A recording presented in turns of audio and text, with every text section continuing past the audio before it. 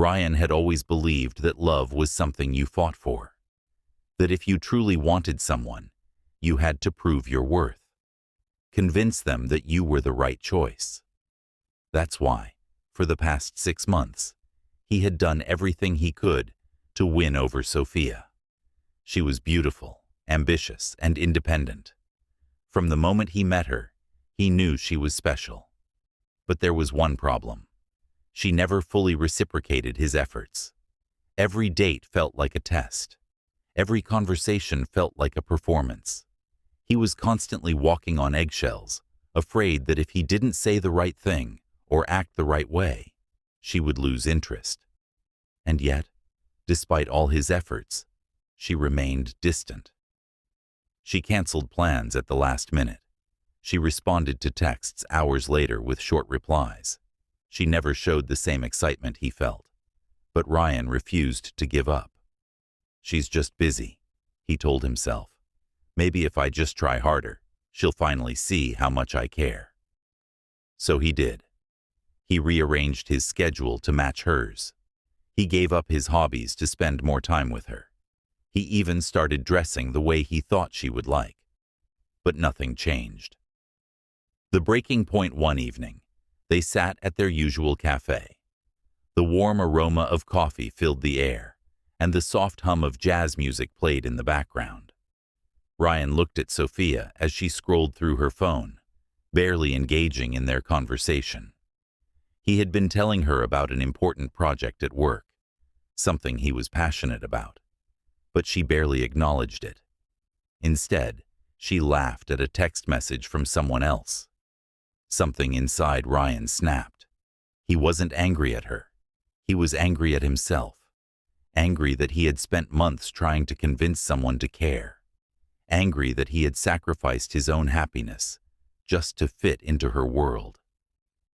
That night, as he walked home alone, he asked himself a simple but powerful question. Why am I begging for someone's attention when I should be focusing on becoming the best version of myself? The transformation. The next morning, Ryan made a decision. He wouldn't chase anymore. Instead of texting Sophia first, he let her reach out. Instead of canceling his plans to accommodate her, he prioritized his own schedule. He returned to the gym, something he had neglected. He reignited his passion for photography, spending hours capturing the beauty of the city. He even started attending networking events, meeting new people who shared his ambitions. And something incredible happened. As Ryan shifted his focus from seeking validation to self-improvement, his confidence grew. He no longer needed Sophia's approval to feel worthy.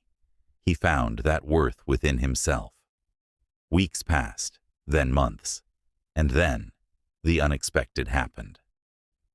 The shift in power one evening, as Ryan was reviewing photos from a recent trip, his phone buzzed. It was Sophia. "Hey, haven't heard from you in a while.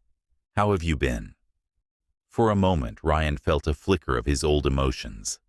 The version of him from months ago would have dropped everything to reply instantly. But he wasn't that man anymore. He waited, took his time. When he finally responded, it was short and casual. No overexcitement, no eagerness. And just like that, the dynamic had changed. Sophia started texting more.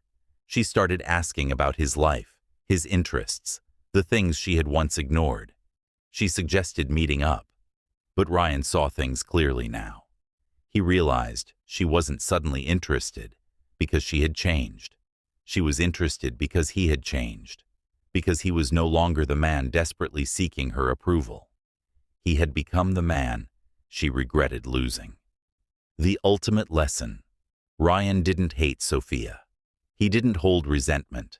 In fact, he thanked her, not in words, but in his heart, because she had unknowingly taught him the most valuable lesson of his life. Never convince someone to be with you. Become someone they regret losing. And so, on a rainy evening, sitting in that same cafe, where he once begged for attention, Ryan smiled to himself. This time, The empty chair across from him didn't feel like a loss. It felt like freedom.